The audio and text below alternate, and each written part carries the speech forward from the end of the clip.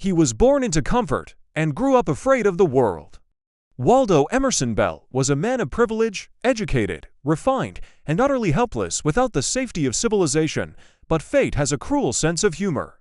One violent storm would cast him into a world where no rules exist, a savage island ruled by nature, beasts, and blood. Here, money means nothing. Manners mean nothing. Only strength, instinct, and courage decide who survives. At first, Waldo was a trembling boy lost in the wild, but then he met her, Nadara, the cave girl, fierce, fearless, wild as the land itself.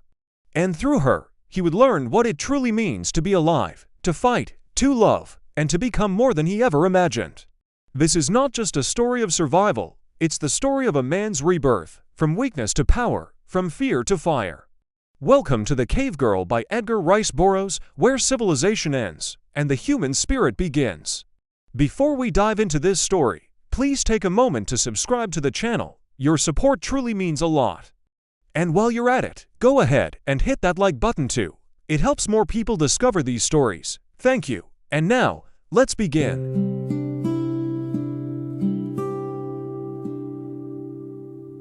The dim shadow of the thing was but a blur against the dim shadows of the wood behind it.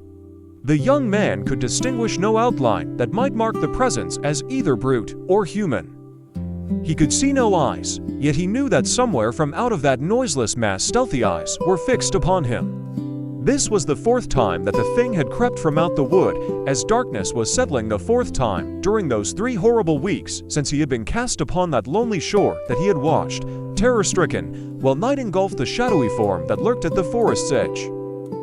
It had never attacked him, but to his distorted imagination, it seemed to slink closer and closer as night fell, waiting, always waiting for the moment that it might find him unprepared. Waldo Emerson Smith Jones was not overly courageous. He had been reared among surroundings of culture plus and ultra-intellectuality in the exclusive Back Bay home of his ancestors. He had been taught to look with contempt upon all that savored of muscular superiority. Such things were gross, brutal, primitive. It had been a giant intellect only that he had craved, he and a fond mother, and their wishes had been fulfilled. At 21, Waldo was an animated encyclopedia and about as muscular as a real one. Now he slunk shivering with fright at the very edge of the beach, as far from the grim forest as he could get. Cold sweat broke from every pore of his long, lank, 6'2" body. His skinny arms and legs trembled as with palsy. Occasionally he coughed. It had been the cough that had banished him upon this ill-starred sea voyage. As he crouched in the sand, staring with wide, horror-dilated eyes into the black night, great tears rolled down his thin, white cheeks. It was with difficulty that he restrained an overpowering desire to shriek. His mind was filled with forlorn regrets that he had not remained at home to meet the wasting death that the doctor had predicted, a peaceful death, at least not the brutal end, which faced him now. The lazy swell of the South Pacific lapped his legs, stretched upon the sand, for he had retreated before that menacing shadow as far as the ocean would permit. As the slow minutes dragged into age-long hours, the nervous strain told so heavily upon the weak boy that toward midnight he lapsed into merciful unconsciousness. The warm sun awoke him the following morning, but it brought with it but a faint renewal of courage. Things could not creep to his side unseen now, but still they could come, for the sun would not protect him. Even now some savage beast might be lurking just within the forest. The thought unnerved him to such an extent that he dared not venture to the woods for the fruit that had formed the major portion of his sustenance. Along the beach he picked up a few mouthfuls of seafood, but that was all. The day passed, as had the other terrible days which had preceded it, in scanning alternately the ocean and the forest's edge, the one for a ship and the other for the cruel death which he momentarily expected to see stalk out of the dreary shades to claim him. A more practical and a braver man would have constructed some manner of shelter in which he might have spent his nights in comparative safety and comfort. But Waldo Emerson's education had been conducted along lines of undiluted intellectuality. Pursuits and knowledge which were practical were commonplace, and commonplaces were vulgar. It was preposterous that a Smith Jones should ever have need of vulgar knowledge. For the 22nd time since the great wave had washed him from the steamer's deck and hurled him, choking and sputtering. Upon this inhospitable shore, Waldo Emerson saw the sun sinking rapidly toward the western horizon. As it descended, the young man's terror increased, and he kept his eyes glued upon the spot from which the shadow had emerged the previous evening. He felt that he could not endure another night of the torture he had passed through for times before. That he should go mad, he was positive, and he commenced to tremble and whimper even while daylight yet remained. For a time, he tried turning his back to the forest, and then he sat huddled up gazing out upon the ocean. But the tears which rolled down his cheeks so blurred his eyes that he saw nothing. Finally, he could endure it no longer, and with a sudden gasp of horror, he wheeled toward the wood. There was nothing visible, yet he broke down and sobbed like a child for loneliness and terror. When he was able to control his tears for a moment, he took the opportunity to scan the deepening shadows once more. The first glance brought a piercing shriek from his white lips. The thing was there. The young man did not fall groveling to the sand this time. Instead, he stood staring with protruding eyes at the vague form, while shriek after shriek broke from his grinning lips. Reason was tottering. The thing, whatever it was, halted at the first blood-curdling cry, and then when the cries continued, it slunk back toward the wood. With what remained of his ebbing mentality, Waldo Emerson realized it were better to die. Better to die at once than face the awful fears of the Black Night. He would rush to meet his fate, and thus end this awful agony of suspense. With the thought came action. Still shrieking, he rushed headlong toward the thing. At the wood's rim it turned and fled into the forest, and after it went Waldo Emerson, his long, skinny legs carrying his emaciated body in great leaps and bounds through the tearing underbrush. He emitted shriek after shriekier piercing shrieks that ended in long drawn-out wails, more wolfish than human. And the thing that fled through the night before him was shrieking, too, now. Time and again, the young man stumbled and fell. Thorns and brambles tore his clothing, and his soft flesh, blood smeared him from head to feet. Yet on and on he rushed through the semi-darkness of the now moonlit forest.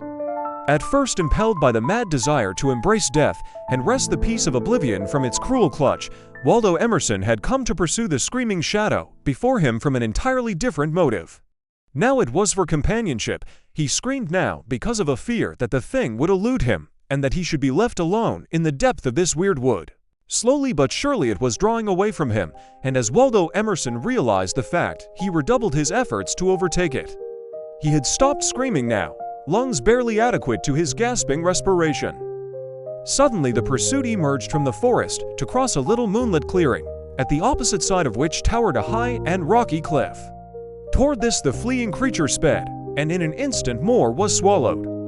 Apparently, by the face of the cliff, its disappearance was as mysterious and awesome as its identity had been, and left the young man in blank despair. With the object of pursuit gone, the reaction came. Waldo Emerson sank trembling and exhausted at the foot of the cliff. A paroxysm of coughing seized him, and thus he lay in an agony of apprehension, fright, and misery until weakness brought deep sleep. It was daylight when he awoke stiff, lame, sore, hungry, and miserable, but, withal, refreshed and sane. His first consideration was prompted by the craving of a starved stomach. Yet it was with the utmost difficulty that he urged his cowardly brain to direct his steps toward the forest, where hung fruit in abundance. At every little noise he halted in tense silence, poised to flee. His knees trembled so violently that they knocked together. But at length he entered the dim shadows, and presently was gorging himself with ripe fruits. To reach some of the more luscious viands, he had picked from the ground a piece of fallen limb. The limb tapered from a diameter of 4 inches at one end to a trifle over an inch at the other. It was the first practical thing that Waldo Emerson had done since he had been cast upon the shore of his new home. In fact, it was, in all likelihood, the nearest approximation.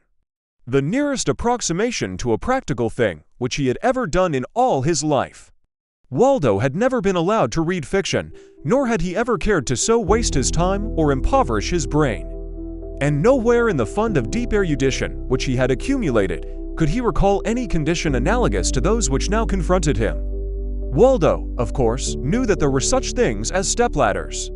Had he had one, he would have used it as a means to reach the fruit above his hand's reach. But that he could knock the delicacies down with a broken branch seemed indeed a mighty discovery. a valuable addition to the sum total of human knowledge. Aristotle himself had never reasoned more logically. Waldo had taken the first step in his life toward independent mental action heretofore. His ideas, his thoughts, his acts, even, had been borrowed from the musty writing of the ancients or directed by the immaculate mind of his superior mother. And he clung to his discovery as a child clings to a new toy. When he emerged from the forest, he brought his stick with him. He determined to continue the pursuit of the creature that had eluded him the night before. It would, indeed, be curious to look upon a thing that feared him. In all his life, he had never imagined it possible that any creature could flee from him in fear. A little glow suffused the young man as the idea timorously sought to take root. Could it be that there was a trace of swagger in that long, bony figure as Waldo directed his steps toward the cliff? Perish the thought, pride in vulgar physical prowess. A long line of Smith Joneses would have risen in their graves. They would have rent their shrouds at the veriest hint of such an idea. For a long time, Waldo walked back and forth along the foot of the cliff, searching for the avenue of escape used by the fugitive of yesternight. A dozen times he passed a well-defined trail that led, winding, up the cliff's face. But Waldo knew nothing of trails. He was looking for a flight of steps or a doorway. Finding neither, he stumbled by accident into the trail. Although the evident signs that marked it as such revealed nothing to him, yet he followed it upward for the simple reason that it was the only place upon the cliffside where he could find a foothold. Some distance up he came to a narrow cleft in the cliff into which the trail led. Rocks dislodged from above had fallen into it and, becoming wedged a few feet from the bottom, left only a small cave-like hole into which Waldo peered. There was nothing visible, but the interior was dark and forbidding. Waldo felt cold and clammy. He began to tremble. Then he turned and looked back toward the forest. The thought of another night spent within sight of that dismal place almost overcame him. No, 1,000 times no. Any fate were better than that, and so after several futile efforts he forced his unwilling body through the small aperture. He found himself on a path between two rocky walls, a path that rose before him at a steep angle. At intervals, the blue sky was visible above through openings that had not been filled with debris. To another it would have been apparent that the cleft had been kept open by human beings, that it was a thoroughfare used, if not frequently, at least sufficiently often. Sufficiently often to warrant considerable labor having been expended upon it to keep it free from the debris which must be constantly falling from above. Where the path led, or what he expected to find at the other end, Waldo had not the remotest idea. He was not an imaginative youth, but he kept on up the ascent in the hope that at the end he would find the creature which had escaped him the night before. As it had fled for a brief instant across the clearing beneath the moon's soft rays, Waldo had thought that it bore a remarkable resemblance to a human figure. But of that he could not be positive. At last his path broke suddenly into the sunlight. The walls on either side were but little higher than his head. A moment later, he emerged from the cleft onto a broad and beautiful plateau. Before him stretched a wide, grassy plain, and beyond towered a range of mighty hills. Between them and him lay a belt of forest.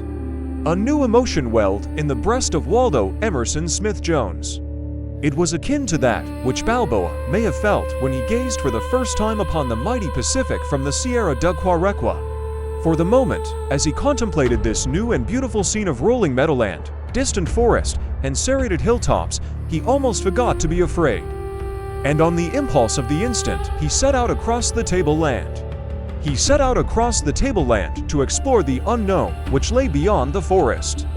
Well, it was for Waldo Emerson's peace of mind that no faint conception of what lay there entered his unimaginative mind.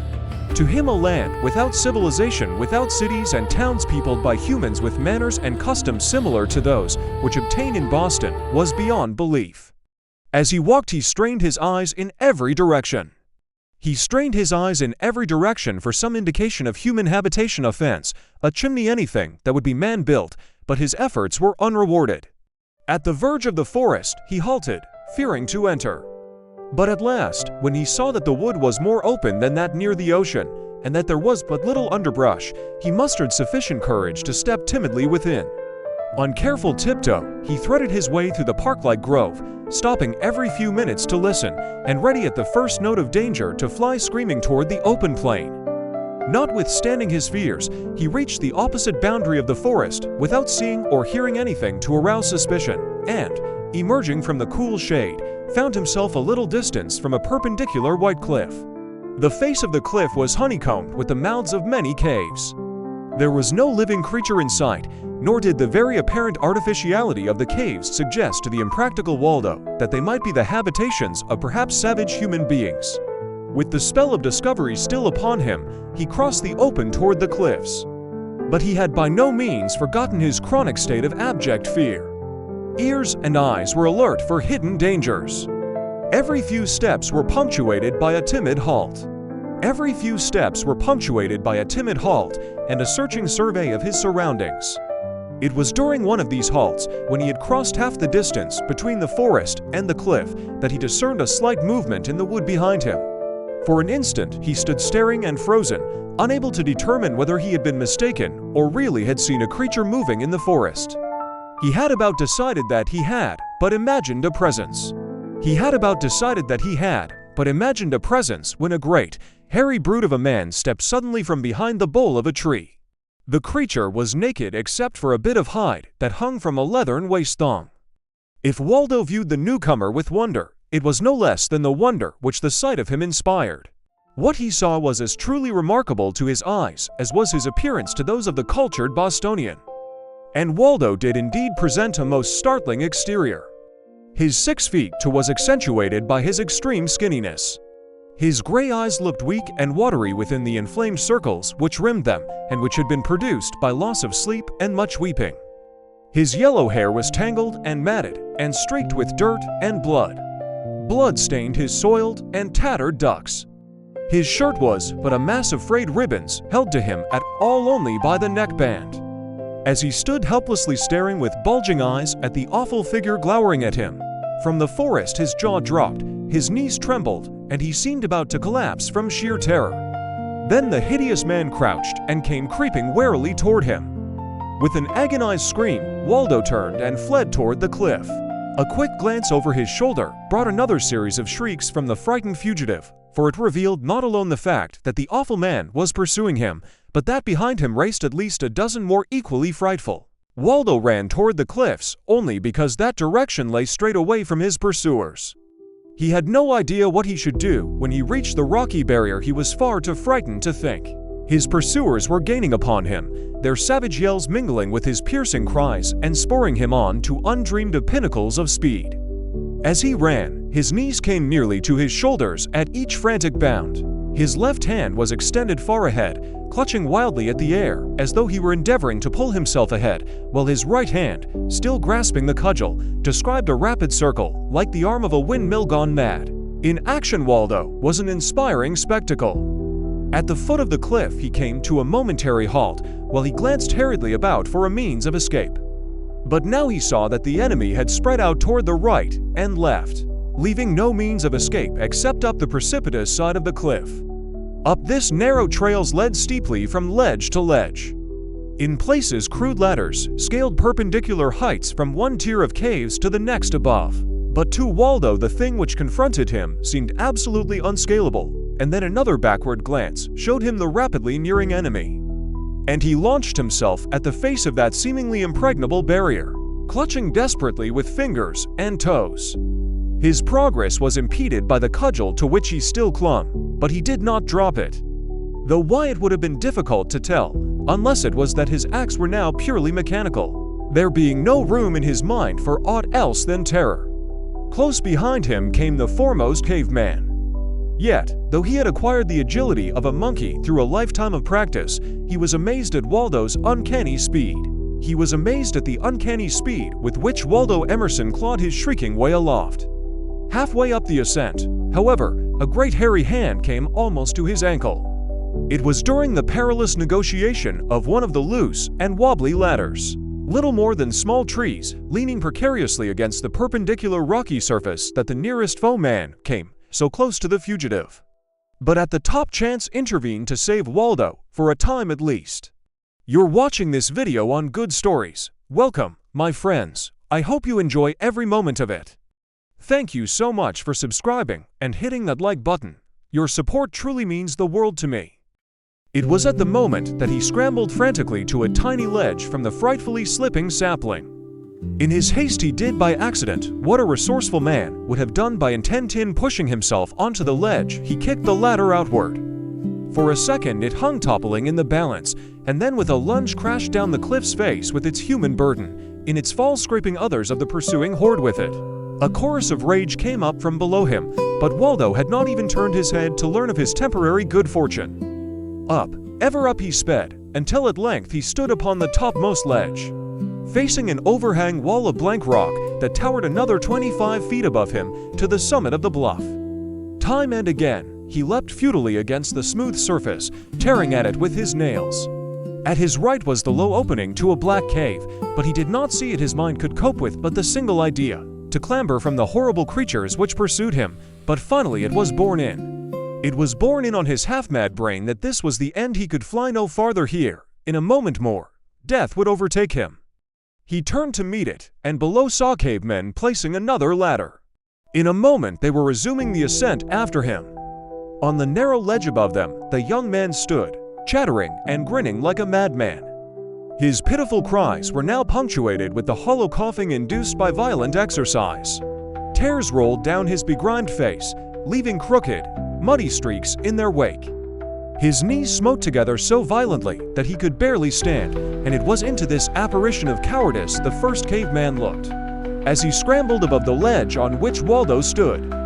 And then, of a sudden, there rose within Waldo Emerson Smith Jones a spark long extinguished the instinct of self-preservation by force. Heretofore, it had been purely by flight.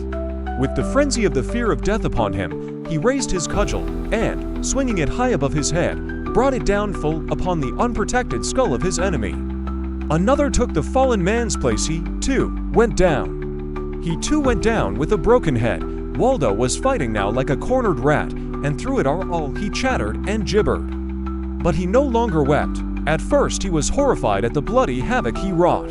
His nature revolted at the sight of blood, and when he saw it mixed with matted hair along the side of his cudgel, and realized it was human hair and blood, and that he, Waldo Emerson Smith Jones, had struck the blows, a wave of nausea swept over him, so that he almost toppled from his dizzy perch.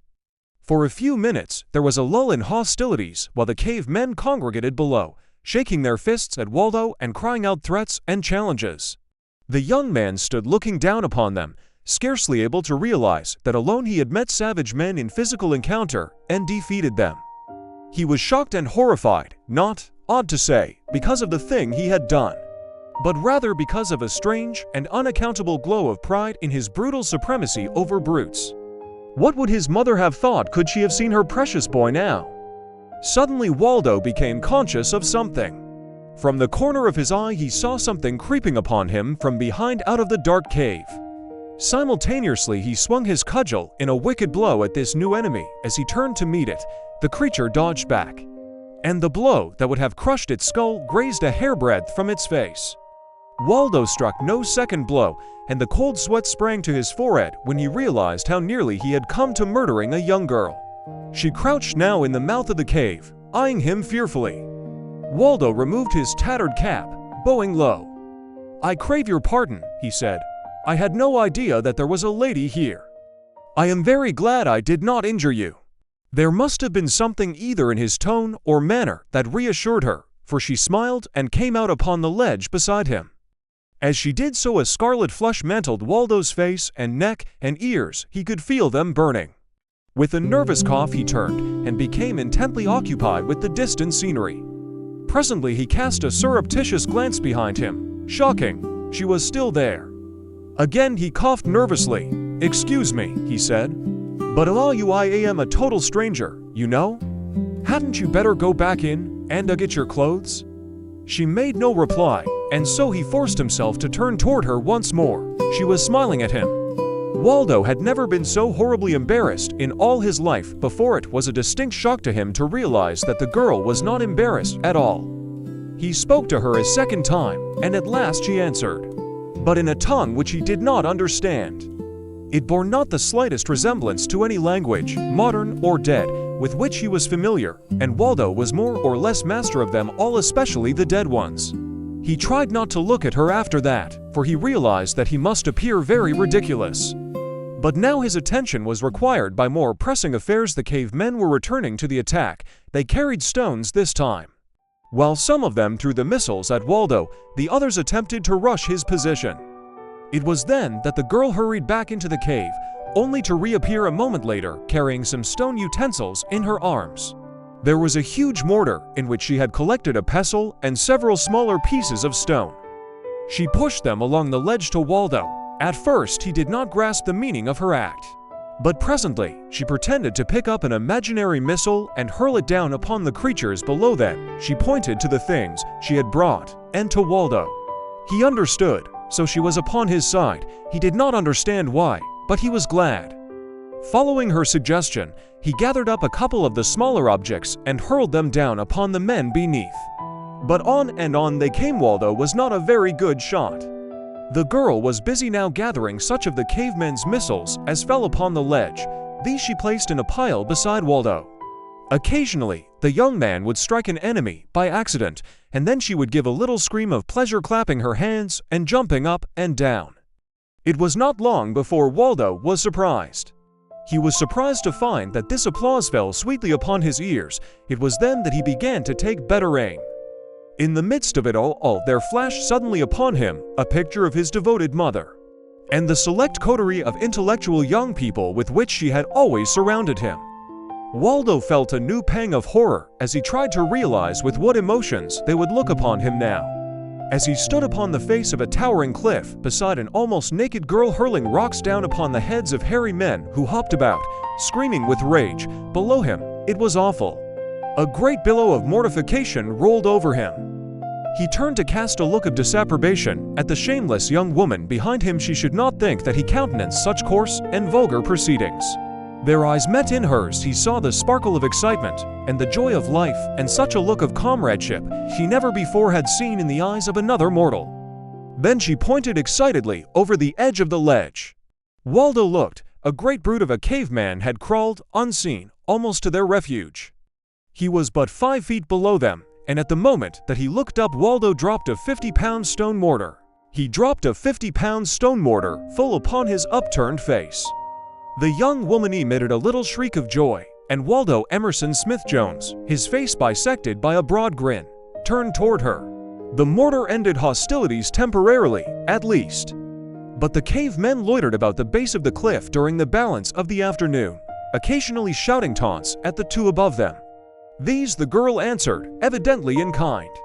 Sometimes she would point to Waldo and make ferocious signs, doubtless indicative of the horrible slaughter which awaited them at his hands if they did not go away. When the young man realized the significance of her pantomime, he felt his heart swell with an emotion which he feared was pride in brutal, primitive, vulgar physical prowess. As the long day wore on, Waldo became hungry. He became both very hungry and very thirsty. In the valley below, he could see a tiny brooklet purling, clear and beautiful, toward the south. The sight of it drove him nearly mad, as did also the fruit. The fruit which he glimpsed hanging ripe for eating at the edge of the forest. By means of signs he asked the girl if she, too, were hungry, for he had come to a point now where he could look at her almost without visible signs of mortification. She nodded her head and, pointing toward the descending sun, made it plain to him that after dark they would descend and eat. The cavemen had not left. When darkness came, and it seemed to Waldo a foolhardy thing to venture down while they might be about. But the girl made it so evident she considered him an invincible warrior that he was torn with conflicting emotions. Conflicting emotions of cowardice and an unaccountable desire to appear well in her eyes, that he might by his acts justify her belief in him. It seemed very wonderful to Waldo that anyone should look upon him in such light, the light of a tower of strength and a haven of refuge. He was not quite certain in his own mind, but that the reputation might lead him into most uncomfortable and embarrassing situations. Incidentally, he wondered if the girl was a good runner. He hoped so. It must have been quite near midnight when his companion intimated that the time had arrived when they should fare forth and dine. Waldo wanted her to go first, but she shrank close. She shrank close to him, timidly, and held back. There was nothing else for it, then, than to take the plunge, though had the sun been shining, it would have revealed a very pale and wide-eyed champion. He slipped gingerly over the side of the ledge to grope with his feet for a foothold beneath. Halfway down, the moon rose above the forest, a great, full, tropic moon that lighted the face of the cliff brilliantly. It shone into the mouth of a cave upon the ledge that Waldo had just reached in his descent, revealing to the horrified eyes of the young man a great, hairy form stretched in slumber not a yard from him. As he looked, the wicked little eyes opened and looked straight into his. With difficulty, Waldo suppressed a shriek of dismay as he turned to plunge madly down the precipitous trail. The girl had not yet descended. She must have sensed what had happened, for as Waldo turned to fly, she gave a little cry of terror. At the same instant, the caveman leapt to his feet. But the girl's voice had touched something in Waldo.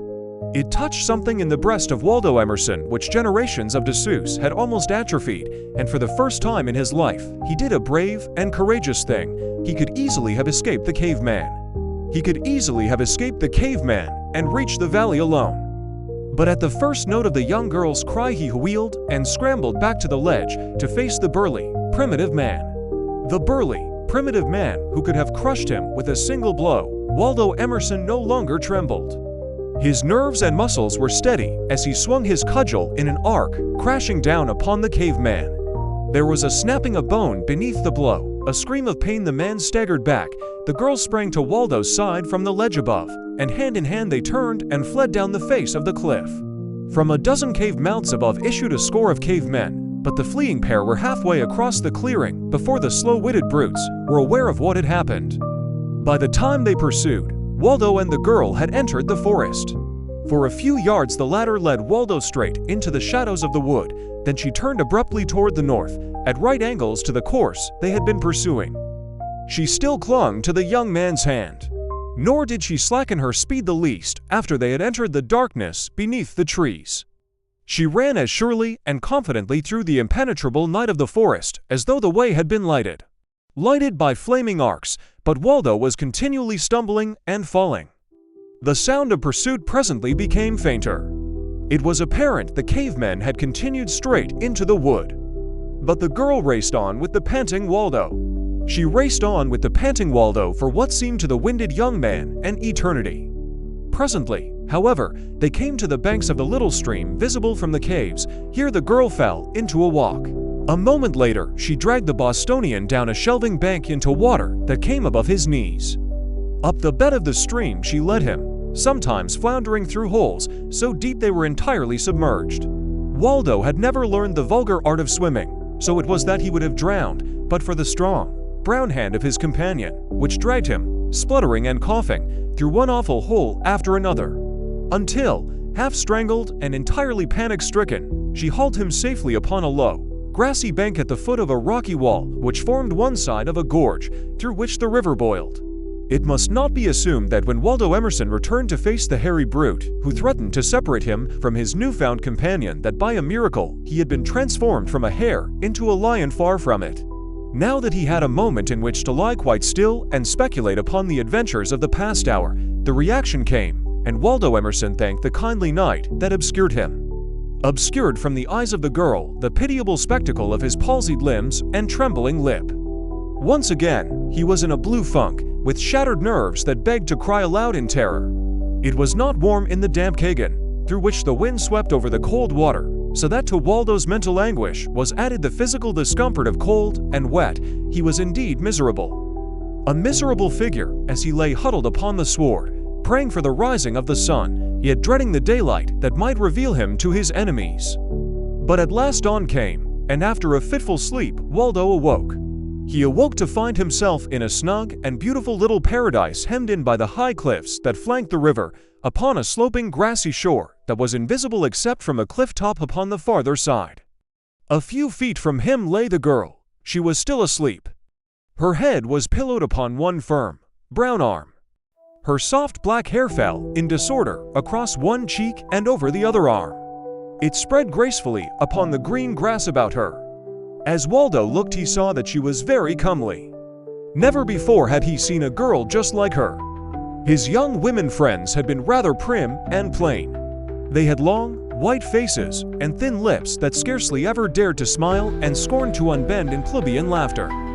This girl's lips seemed to have been made for laughing and for something else. Though at the time, it is only fair to Waldo to say that he did not realize the full possibilities that they presented. As his eyes wandered along the lines of her young body, his puritanical training brought a hot flush of embarrassment to his face, and he deliberately turned his back upon her. It was indeed awful to Waldo Emerson to contemplate, to say the least, the unconventional position into which fate had forced him. The longer he pondered it, the redder he became. It was frightful. What would his mother say when she heard of it? What would this girl's mother say? But, more to the point, what would her father or brothers do? What would they do to Waldo if they found them thus together, and she with only a scanty garment of skin about her waist, a garment which reached scarcely below her knees at any point, and at others terminated far above? Waldo was chagrined. He could not understand what the girl could be thinking of, for in other respects she seemed quite nice, and he was sure her great eyes reflected goodness and innocence. While he sat thus, thinking, the girl awoke and with a merry laugh addressed him. "Good morning," said Waldo quite severely. He wished that he could speak her language, so that he could convey to her a suggestion of the disapprobation which he felt for her attire. He was on the point of attempting it by signs, when she rose, lithe and graceful as a tigress, and walked to the river's brim. With a deft movement of her fingers she loosed the thong that held her single garment, and as it fell to the ground, Waldo, with a horrified gasp, turned upon his face, burying his eyes in his hands. Then the girl dived into the cool waters for her matutinal bath. She called to him several times to join her, but Waldo could not look at the spectacle presented. His soul was scandalized. It was some time after she emerged from the river before he dared risk a hesitating glance. With a sigh of relief he saw that she had donned her single garment, and thereafter he could look at her unashamed. When she was thus clothed, he felt that by comparison it constituted a most modest gown. Together they strolled along the river's edge, gathering such fruits and roots as the girl knew to be edible. Waldo Emerson gathered those she indicated with all his learning. He found it necessary to depend upon the untutored mind of this little primitive maiden for guidance. Then she taught him how to catch fish. She taught him how to catch fish with a bent twig and a lightning-like movement of her brown hands, or, rather, tried to teach him, for he was far too slow and awkward to succeed. You're watching this video on Good Stories. Thank you so much for subscribing and hitting that like button. Your support truly means the world to me. Afterward they sat upon the soft grass beneath the shade of a wild fig tree to eat the fish she had caught. Waldo wondered how in the world the girl could make fire without matches, for he was quite sure she had none. And even should she be able to make fire, it would be quite useless, since she had neither cooking utensils nor stove. He was not left long in wonderment. She arranged the fish in a little pile between them. With a sweet smile she motioned to the man to partake. Then she selected one for herself, and while Waldo Emerson looked on in horror, sunk her firm, white teeth into the raw fish. Waldo turned away in sickening disgust. The girl seemed surprised and worried that he did not eat. Time and again she tried to coax him by signs to join her, but he could not even look. He could not even look at her. He had tried, after the first wave of revolt had subsided, but when he discovered she ate the entire fish, without cleaning or removing scales, he became too ill. Too ill to think of food. Several times during the following week, they ventured from their hiding place, and it was evident from the girl's actions she endeavored to elude their enemies and reach safety. At each venture her quick ears or sensitive nostrils warned her of the proximity of danger, so that they had been compelled to hurry back into their little Eden. During this period, she taught Waldo many words. She taught him many words of her native tongue, so that by means of signs to bridge the gaps, they were able to communicate with a fair degree of satisfaction. Waldo's mastery of the language was rapid. On the 10th day, the girl was able to make him understand that she wished to escape with him to her own people, that these men among whom he had found her were enemies of her tribe. She had been hiding from them when Waldo stumbled upon her cave. "I fled," she said. "My mother was killed. My father took another mate, always cruel to me. But when I had wandered into their land, I was afraid. I was afraid, and would have returned to my father's cave. But I had gone too far. I would have to run very fast to escape them. Once I ran down a narrow path to the ocean. It was dark. As I wandered through the woods, I came suddenly out upon a beach, and there I saw a strange figure on the sand. It was you. I wanted to learn what manner of man you were, but I was very much afraid, so that I dared only watch you from a distance. 5 times I came down to look at you. You never saw me until the last time, then you set out after me, roaring horribly. I was very much afraid, for I knew you must be very brave to live all alone by the edge of the forest without any shelter, or even a stone to hurl at Nagula, should he come out of the woods. Waldo Emerson shuddered. "Who is Nagula?" he asked. "You do not know Nagula?" the girl exclaimed in surprise. "Not by that name," replied Waldo. "He is as large," she began in description. "As large as 2 men, and black, with glossy coat. He has 2 yellow eyes, which see as well by night as by day. His great paws are armed with mighty claws." Here a rustling from the bushes interrupted. A rustling from the bushes which fringed the opposite clifftop caused her to turn, instantly alert. "Ah," she whispered, "there is Nagula now." Waldo looked in the direction of her gaze and froze. It was well the girl did not see his pallid face and popping eyes as he looked into the evil mask of the great black panther that crouched watching them from the river's further bank. Into Waldo's breast came panic. Great panic. It was only because his fear-prostrated muscles refused to respond to his will that he did not scurry, screaming, from the sight of that ferocious countenance. Then, through his cowardly terror, he heard her voice. He heard again the girl's sweet voice. "I knew that you must be very brave to live all alone by the edge of that wicked forest." For the first time in his life, a wave of shame swept over Waldo Emerson. The girl called in a taunting voice to the panther, and then turned, smiling, toward Waldo. "How brave I am now," she laughed. "I am no longer afraid of Nagula. You are with me." "No," said Waldo Emerson, in a very weak voice, "you need not fear while I am with you." "Oh," she cried, "slay him. How proud I should be to return to my people with one who vanquished Nagula." One who vanquished Nagula, and wore his hide about his loins as proof of his prowess. "Why, yes," acquiesced Waldo faintly. "But," continued the girl, "you have slain many of Nagula's brothers and sisters. It is no longer sport to kill one of his kind." "Yes, yes," cried Waldo. "Yes, that is it, panthers bore me now." "Oh." The girl clasped her hands in ecstasy. "How many have you slain?" "Oh, why, let me see," the young man blundered. "As a matter of fact, I never kept any record of the panthers I killed." Waldo was becoming frantic. He had never lied before in all his life. He hated a lie and loathed a liar. He wondered why he had lied now. Surely it were nothing to boast of to have butchered one of God's creatures, and, as for claiming to have killed so many that he could not recall the number, it was little short of horrible. Yet he became conscious of a poignant regret that he had not killed 1,000 panthers and preserved all the pelts as evidence of his valor. The panther still regarded them from the farther shore. The girl drew quite close to Waldo in the instinctive plea for protection that belongs to her sex. She laid a timid hand upon his skinny arm and raised her great, trusting eyes to his face. She raised her great, trusting eyes to his face in reverent adoration. "How do you kill them?" she whispered. "Tell me." Then it was that Waldo determined to make a clean breast of it, to admit that he never before had seen a live panther.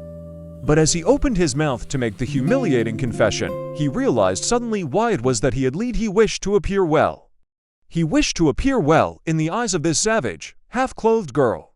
He, Waldo Emerson Smith-Jones, craved the applause of a barbarian, and to win it had simulated that physical prowess. Physical prowess which generations of Smith-Joneses had viewed from afar, disgusted, disapproving.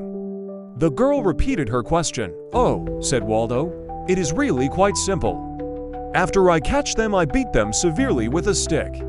The girl sighed. "How wonderful," she said. Waldo became the victim of a number of unpleasant emotions: mortification for this suddenly developed moral turpitude, apprehension for the future. Apprehension for the future, when the girl might discover him in his true colors. Fear, consuming, terrible fear, that she might insist upon his going forth at once to slay Nagula. But she did nothing of the kind, and presently the panther tired of watching them and turned back into the tangle of bushes behind him. It was with a sigh of relief that Waldo saw him depart. Late in the afternoon, the girl suggested that they start that night upon the journey toward her village. "The bad men will not be abroad after dark," she said. "With you at my side, I shall not fear Nagula." "How far is it to your village?" asked Waldo. "It will take us 3 nights," she replied. "By day we must hide, for even you could not vanquish a great number of bad men should they attack you at once." "No," said Waldo, "I presume not. It was very wonderful to watch you, though," she went on, "when you battled upon the cliffside, beating them down as they came upon you. How brave you were! How terrible!" "You trembled from rage." "Yes," admitted Waldo, "I was quite angry. I always tremble like that when my ire is excited. Sometimes I get so bad that my knees knock together. If you ever see them do that, you will realize how angry I am." "Yes," murmured the girl. Presently Waldo saw that she was laughing quietly to herself. A great fear rose in his breast. Could it be that she was less gullible than she had appeared? Did she penetrate the bombast? The bombast with which he had sought to cloak his cowardice. He finally mustered sufficient courage to ask, "Why do you laugh?" "I think of the surprise that awaits old Flatfoot and Korth and the others when I lead you to them." "Why will they be surprised?" asked Waldo. "At the way you will crack their heads." Waldo shuddered. "Why should I crack their heads?" he asked. "Why should you crack their heads?" she cried, incredulous. It was apparently incredible to the girl that he should not understand. "How little you know," she said. "You cannot swim, you do not know the language, you would be lost in the woods were I to leave you. And now you say that you do not know that when you come to a strange tribe, they will try to kill you, and only take you as one of them when you have proven your worth by killing at least one of their strongest men." "At least one," said Waldo, half to himself. He was dazed by this information. He had expected to be welcomed with open arms into the best society that the girls' community afforded. He had thought of it in just this way, for he had not even yet learned that there might be a whole people living under entirely different conditions than those which existed in Boston, Massachusetts. Her reference to his ignorance also came as a distinct shock. He had always considered himself a man of considerable learning. It had been his secret boast and his mother's open pride. And now to be pitied for his ignorance by one who probably thought the earth flat. If she ever thought about such matters at all, by one who could neither read nor write. And the worst of it all was that her indictment was correct, only she had not gone far enough. There was little of practical value that he did know. With the realization of his limitations, Waldo Emerson took, unknown to himself, a great stride toward a broader wisdom than his narrow soul had ever conceived. That night, after the sun had set, the two set forth. They set forth toward the northwest, where the girl said that the village of her people lay. They walked hand in hand through the dark wood, the girl directing their steps, the young man grasping his long cudgel. He grasped his cudgel in his right hand and searched into the shadows for the terrible creatures conjured by his cowardly brain, but mostly for the 2 awesome spots of fire which would mark Nagula. Strange noises assailed his ears, and once the girl crouched close to him as her quick ears caught the sound of the movement of a great body through the underbrush at their left. Waldo Emerson was almost paralyzed by terror.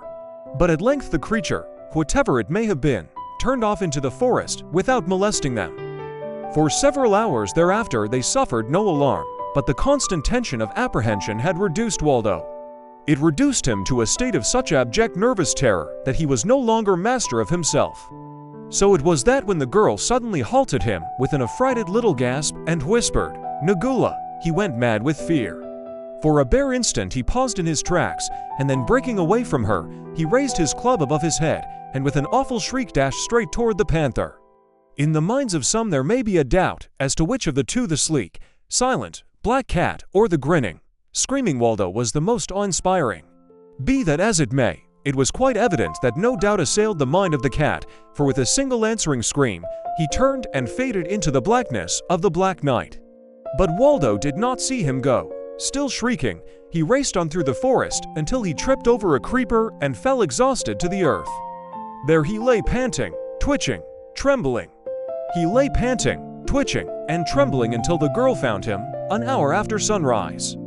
At the sound of her voice, he would have struggled to his feet and dashed on into the woods, for he felt that he could never face her again after the spectacle of cowardice with which he had treated her a few hours before.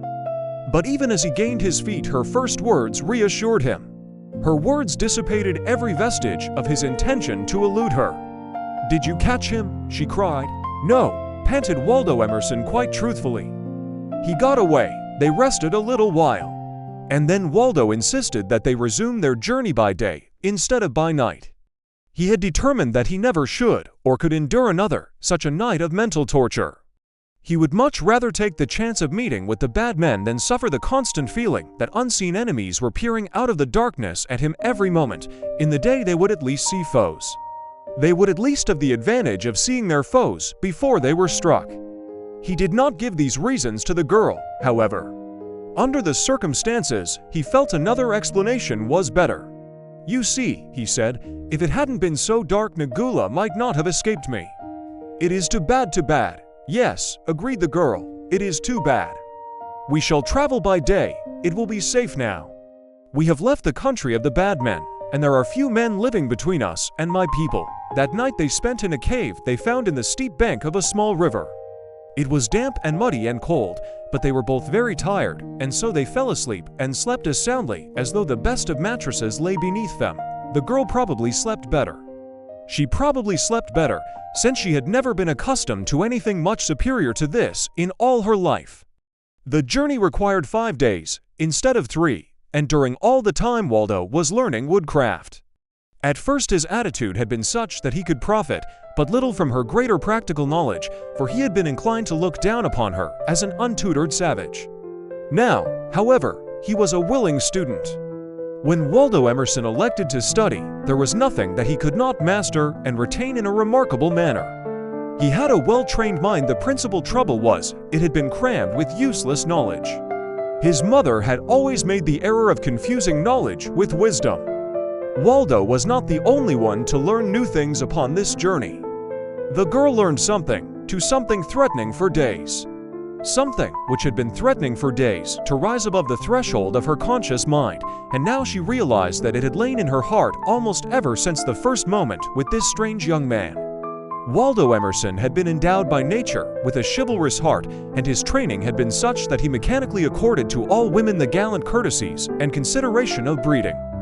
Nor was he less punctilious in his relations with this wild cave girl than he would have been with the daughter of the finest family of his own aristocracy.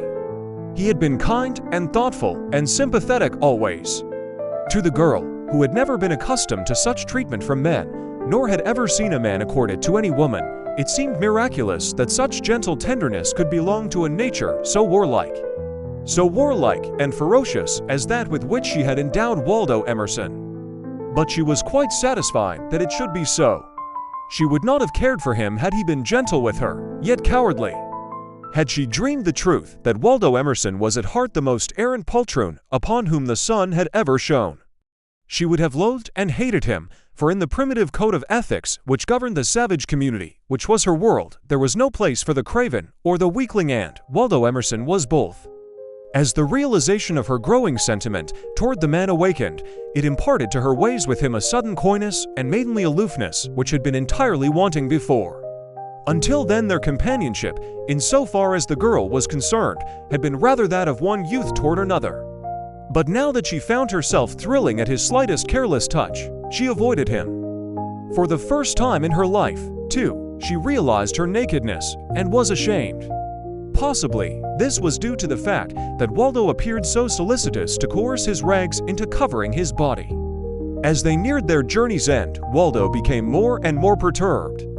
During the last night, horrible visions of Flatfoot and Korth haunted his dreams. He saw the great, hairy beasts rushing upon him. They rushed upon him in all the ferocity of their primeval savagery, tearing him limb from limb in their bestial rage. With a shriek he awoke. To the girl's startled inquiry he replied that he had been but dreaming. "Did you dream of Flatfoot and Korth?" she laughed. "Of the things that you will do to them tomorrow, yes," replied Waldo. "I dreamed of Flatfoot and Korth, but she did not see how he trembled. She did not see how he trembled and hid his head in the hollow of his arm." The last day's march was the most agonizing experience of Waldo Emerson's life. He was positive that he was going to his death. But to him the horror lay more in the manner of his coming death than in the thought of death itself. As a matter of fact, he had again reached a point when he would have welcomed death. The future held for him nothing but a life of discomfort, misery, and constant mental anguish, superinduced by the awful fear under which he must drag out his existence in this strange and terrible land. Waldo had not the slightest conception as to whether he was upon some mainland or an unknown island. That the tidal wave had come upon them somewhere in the South Pacific was all that he knew. But long since he had given up hope that succor would reach him in time to prevent him perishing miserably far from his home and his poor mother. He could not dwell long upon this dismal theme. It always brought tears of self-pity to his eyes, and for some unaccountable reason Waldo shrunk from the thought of exhibiting this unmanly weakness before the girl. All day long he racked his brain. He racked his brain for some valid excuse whereby he might persuade his companion to lead him elsewhere than to her village. 1,000 times better would be some secluded little garden, such as that which had harbored them. If they could but come upon such a place near the coast, where Waldo could keep a constant watch for passing vessels, he would have been as happy as he ever expected it would be possible for him. He wanted the girl with him for companionship. He was more afraid when he was alone. Of course, he realized that she was no fit companion for a man of his mental attainments, but she was a human being, and her society much better than none at all. While hope had still lingered that he might live to escape and return to his beloved Boston, he had often wondered whether he would dare tell his mother of her. He wondered whether he would dare tell his mother of his unconventional acquaintance with this young woman. Of course, it would be out of the question for him to go at all into details. He would not, for example, dare to attempt a description of her toilet to his prim parent. The fact that they had been alone together, day and night for weeks, was another item which troubled Waldo considerably. He knew that the shock of such information might prostrate his mother, and for a long time he debated the wisdom of omitting any mention of the girl whatever. At length he decided a little white lie. A little white lie would be permissible, inasmuch as his mother's health and the girl's reputation were both at stake. So he had decided to mention that the girl's aunt had been with them as chaperone. That fixed it nicely, and on this point Waldo's mind was more at ease. Late in the afternoon, they wound down a narrow trail that led from the plateau into a narrow, beautiful valley.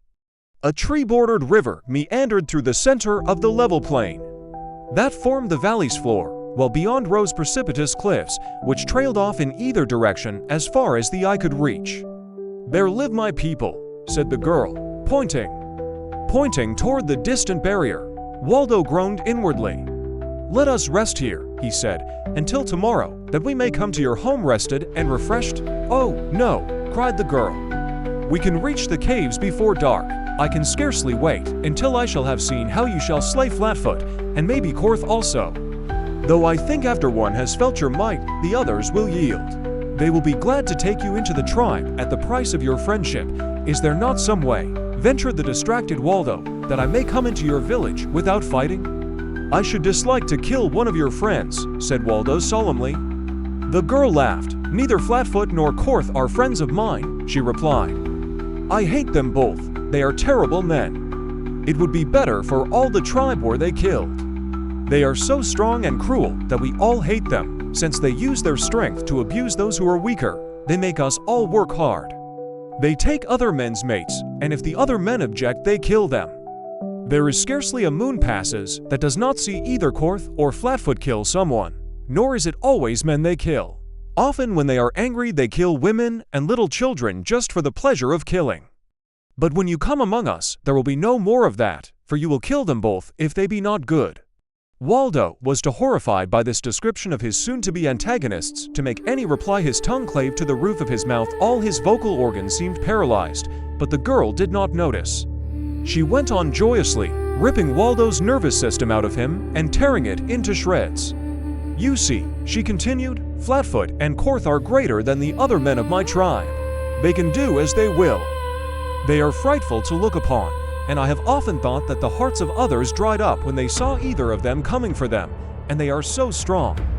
I have seen Korth crush the skull of a full-grown man with a single blow from his open palm, while one of Flatfoot's amusements is the breaking of men's arms and legs with his bare hands."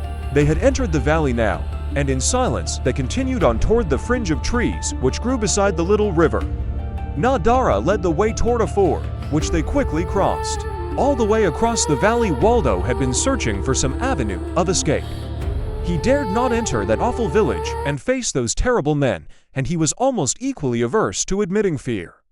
He would gladly have died to have escaped either alternative, but he preferred to choose the manner of his death. The thought of entering the village and meeting a horrible end was unbearable. At the hands of the brutes who awaited him there, and of being compelled to demonstrate before the girl's eyes that he was neither a mighty fighter nor a hero, was more than he could endure. Occupied with these harrowing speculations, Waldo and Nadara came to the farther side of the forest, whence they could see the towering cliffs rising steeply from the valley's bed, 300 yards away.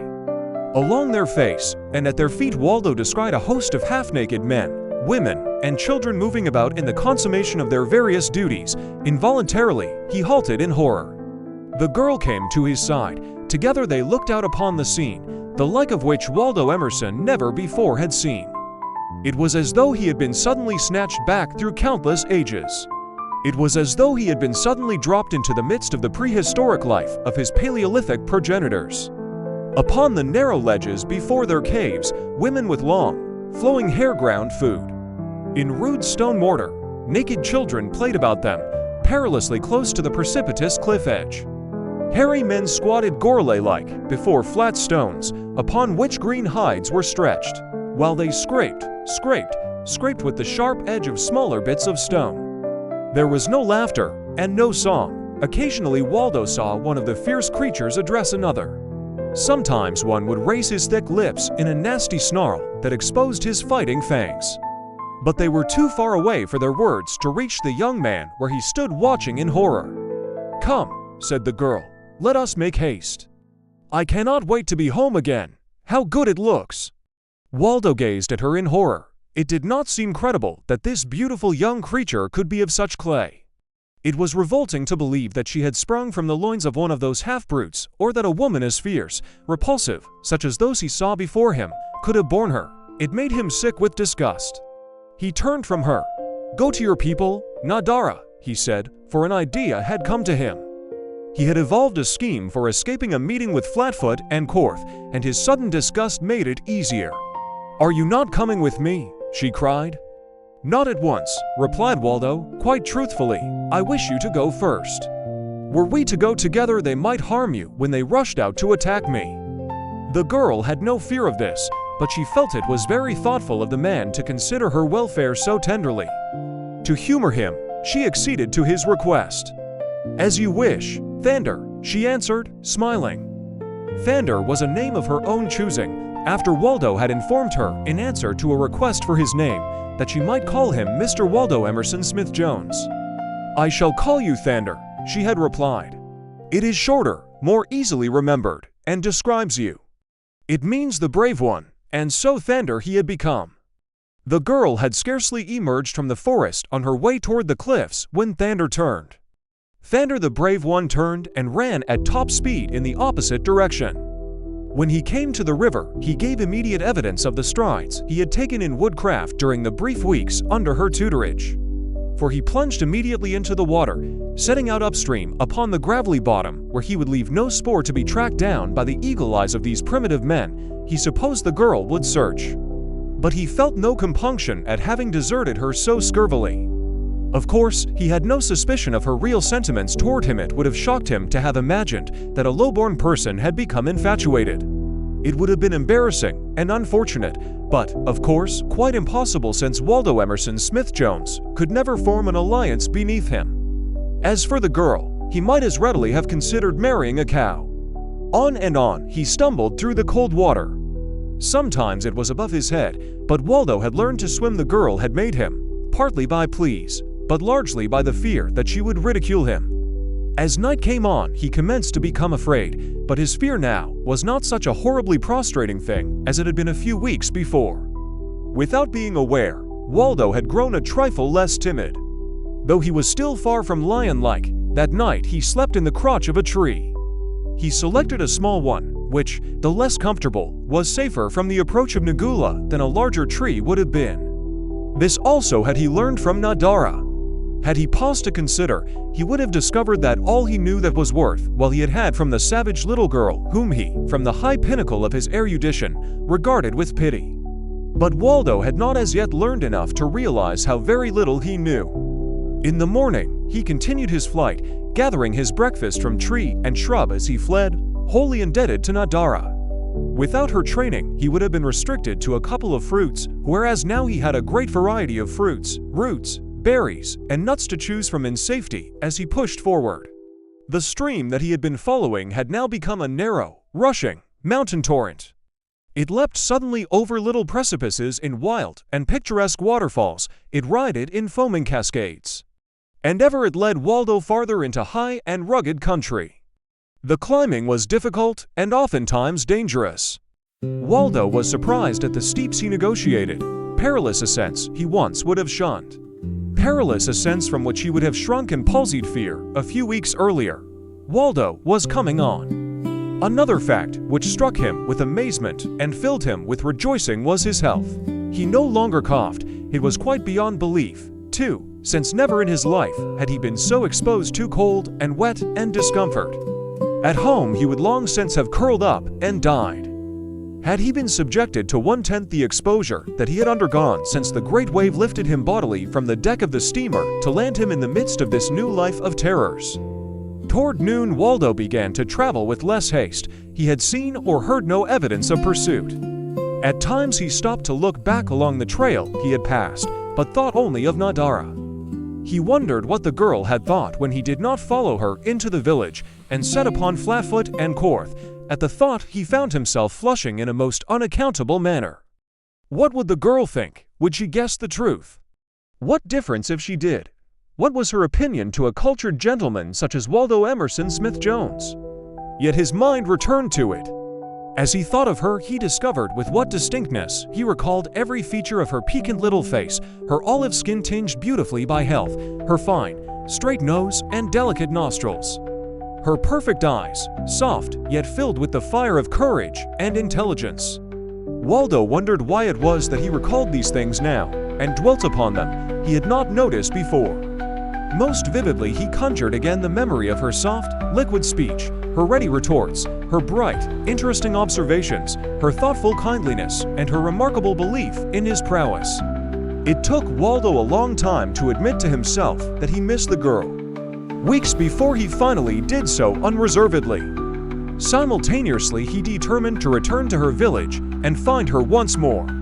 He had even gone so far as to start the return journey when the memory of her description of Flatfoot and Korth brought him to a sudden halt, a most humiliating halt that burned his cheeks. The blood surged to his face, he could feel it burning there. And then Waldo did two things which he had never done before. He looked at his soul and saw himself as he was, and he swore. "Waldo Emerson Smith-Jones," he said aloud, "you're a darned coward. Worse than that, you're an unthinkable cad. That girl was kind to you. She treated you with tender solicitude like a mother. And how have you returned her kindness? By looking down upon her with arrogant condescension, by pitying her. You miserable weakling ingrate, pitying that fine, intelligent girl. You, with your pitiful little store of second-hand knowledge, pitying that girl's ignorance. Why, she's forgotten more real things than you ever heard of." Used words utterly failed him. Waldo's awakening was painfully thorough. It left no hidden recess of his contemptible soul unrevealed from his searching self-analysis. He failed to resurrect but a single act of pride. Looking back over the 21 years of his uneventful life, he saw but one act of which he might be proud, and that, strange to say, had nothing to do with culture, intellect, birth, or breeding. It was a purely gross, physical act. It was hideously, violently, repulsively animal. It was no other than the instant of heroism in which he turned back upon the cliff's face to battle with the hairy man. The horrible, hairy man who had threatened to prevent Nadara's escape. Even now Waldo could not realize that it had been he who ventured so foolhardy an act. But nonetheless his breast swelled with pride as he recalled it. It put into the heart of the man a new hope, and into his head a new purpose, a purpose that would have caused his back bay mother to seek an early grave could she have known of it. Nor did Waldo Emerson lose any time in initiating the new regime, which was eventually to fit him for the consummation of his splendid purpose, the weeks before the vulgar atrocity would have nauseated him. Far up in the hills, near the source of the little river, Waldo had found a rocky cave. This he had chosen as his new home, cleaning it with scrupulous care and littering the floor with grasses. Before the entrance, he piled a dozen large boulders, so arranged that 3 of them could be removed or replaced either from within or without, forming a means of egress and ingress safe from intruders. From the top of a high promontory, a half-mile beyond his cave, Waldo could obtain a view of the ocean, some 8 or 10 miles distant, always in his mind that someday a ship would come. He longed to return to civilization, but did not expect the ship before his plans matured. He argued he could not sail away without first seeing Nadara and restoring her shaken confidence in him. As part of his new regime, Waldo required exercise, and to this end, he set about making a trip to the ocean at least once each week, though the rough, hazardous way almost defeated his strength. The first few times, he found it beyond his power to make even one leg of the journey between sunrise and dark. This necessitated sleeping out overnight, but he did it cheerfully, almost proudly. As time went on, he was able to cover the whole distance to the ocean and return in a single day. He never coughed now, nor did he glance fearfully from side to side in the woods or open places. His eyes were bright and clear, his head and shoulders thrown well back, and mountain climbing had expanded his chest to a degree that appalled him while secretly giving him deep satisfaction. It was a very different Waldo from the miserable creature vomited up by the ocean upon the sand of that distant beach. The days he did not go to the ocean, he rambled about the hills near his cave. He knew every rock and tree within 5 miles of his lair. He knew where Nagula hid by day, and the path that he took down to the valley by night, and no longer trembled at sight of the cat. True, Waldo avoided him, but it was through cool and deliberate caution, not senseless panic. Waldo was biding his time. He would not always avoid Nagula, for the beast was part of his great plan.